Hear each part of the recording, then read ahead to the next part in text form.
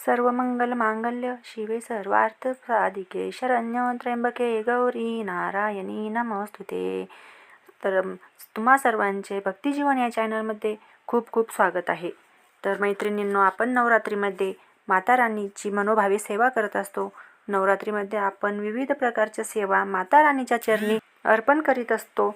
त्याचप्रमाणे आपण नवरात्रीमध्ये आता कन्यापूजन देखील करत असतो। तर मैत्रिणींनो, कन्यापूजन हे कोणी करावे? बऱ्याच जणांना प्रश्न पडतो की मी नवरात्रीचे उपवास केले तरच कन्यापूजन करू शकते किंवा कन्यापूजन करण्यासाठी मला काय करावे लागेल? तर मैत्रिणींनो, मी तुम्हाला सांगते की आजच्या व्हिडिओमध्ये आपण हेच बघणार आहोत, कन्यापूजन कोण करू शकते, कधी करू शकते, त्याचा मुहूर्त काय आणि कन्यापूजन करताना आपण कोणती काळजी घेतली पाहिजे। तर मैत्रिणींनो, तुम्ही उपवास करा किंवा नका करू तरीसुद्धा प्रत्येकजण कन्यापूजन करू शकते। तर अष्टमीला किंवा नवमीला आपल्याला कन्यापूजन करायचे आहे। तर आपल्या कुळाचाराप्रमाणे आपण कन्यापूजनाची तिथी शोधायची आणि बघायची आहे आणि त्याचप्रमाणे करायचे आहे। तर आपल्याला कन्यापूजन करण्यासाठी त्याची वेळसुद्धा निश्चित आहे। तर आपण कन्यापूजनासाठी वेळ सकाळी 12 पर्यंत ठेवू शकतो किंवा दुपारी 4 वाजेपासून 7 वाजेपर्यंत आपण कन्यापूजन करू शकतो। तर मैत्रिणींनो, कन्यांना, कुमारिकांना आपण साक्षात देवीचे रूप मानले जाते। तर नवरात्रीमध्ये कन्यापूजनाला खूप महत्त्व आहे। तर आपण कन्यांना देवीचे रूप मानतो। तर ज्या दिवशी आपल्याला कन्यापूजन करायचे आहे त्या दिवशी आपल्याला सकाळी स्नान वगैरे करून आपल्याला तयार व्हायचे आहे, आपल्या घराची साफसफाई करायची आहे आणि कुमारिकांना आपण आदरपूर्वक आपल्या घरी बोलवायचे आहे आणि त्यांचे स्वागत करायचे आहे। त्या आल्यानंतर आपल्याला त्यांना आसनावरती विराजमान होण्यास सांगायचे आहे आणि व्यवस्थित त्यांचे आपल्याला स्वागत करायचे आहे। त्यानंतर त्यांचे पाय धुवायचे आहे। त्यांचे पाय धुवून आपल्याला पूजन करायचे आहे आणि पाय धुवून आपल्याला स्वच्छ कपड्याने त्यांचे पाय पुसून घ्यायचे। त्यानंतर आपण पायाशी देखील त्यांचे तिलक वगैरे लावून पूजन करायचे आहे। आपण स्वस्तिकही सुद्धा काढू शकतो किंवा आपण त्यांचे गंध लावून सुद्धा आपण पूजन करू शकतो। त्यानंतर त्यांच्या चरणावरती आपल्याला एक पुष्प अर्पण करायचे आहे। त्यानंतर आता आपली पूजा झाल्यानंतर त्यांना आपल्याला प्रसाद द्यायचा आहे।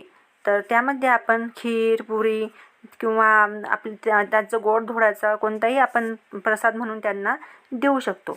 त्यानंतर आता जेवण झाल्यानंतर त्यांना आपण एखादी वस्तू दान करायची आहे। तर त्यासाठी आपल्याला यथाशक्तीप्रमाणे आपण कोणतीही वस्तू घेऊ शकतो, जसे की रुमाल वगैरे किंवा पेन्सिल, मुलींना जे उपयोगी पडेल ते साहित्य आपण देऊ शकतो। कन्यापूजन करत असताना आपल्याला एका गोष्टीची काळजी घ्यायची आहे। तर कन्यापूजनाला आपण जेव्हा 9 कन्या बोलवतो त्यासोबत आपल्याला एक भैरव म्हणून एका मुलाला सुद्धा आपल्याला बोलवायचे आहे आणि त्याला सुद्धा प्रसाद द्यायचा आहे। ज्याप्रमाणे आपण कुमारिकेचे पूजन करणार आहोत त्याचप्रमाणे त्याचे पूजन सुद्धा करायचे आणि त्याला सुद्धा आपल्याला प्रसाद द्यायचा आहे। तर आपल्याला कन्यापूजनासाठी कोणत्या कुमारिकांना बोलवावे हा देखील प्रश्न पडतो। तर मैत्रिणींनो, कन्यापूजनासाठी आपण 1.5 वर्षाच्या पुढच्या कन्यांना आणि 10 वर्षाच्या आतील कुमारिकांना आपण बोलवू शकतो। तर आपल्याला त्यांचे कन्यापूजन करायचे आहे। तर मैत्रिणींनो, कन्यापूजन करत असताना आपल्याला खूप गडबड होते आणि आपली एखादी गडबडीमध्ये एखादी गोष्ट राहून जाते।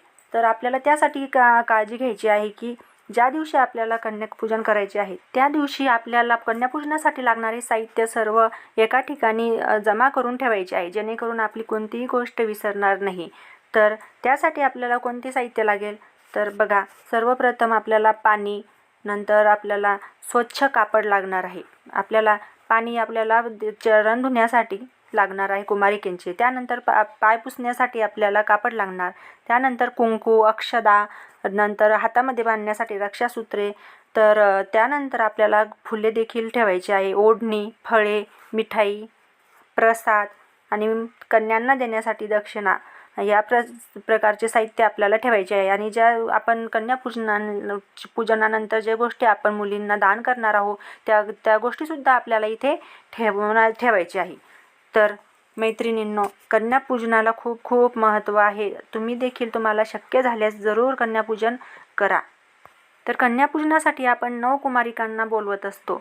तर मैत्रिणींनो, तुम्हाला जर शक्य नसेल, जर तुम्ही ड्युटीवर असाल, जॉब करत असाल, तुम्हाला वेळ नसेल, तर तुम्ही एका कन्येचे देखील पूजन करू शकता. तर मैत्रिणींनो, तुम्हाला व्हिडिओ आवडल्यास व्हिडिओला लाईक करा, शेअर करा आणि चॅनलवरती तुम्ही जर नवीन असाल तर आपल्या चॅनलला सबस्क्राईब करायला मुळीच विसरू नका, जेणेकरून असेच नवनवीन व्हिडिओ तुमच्यापर्यंत सर्वप्रथम येत राहतील. माता राणी तुम्हा सर्वांच्या इच्छा पूर्ण करो. जय माता राणी.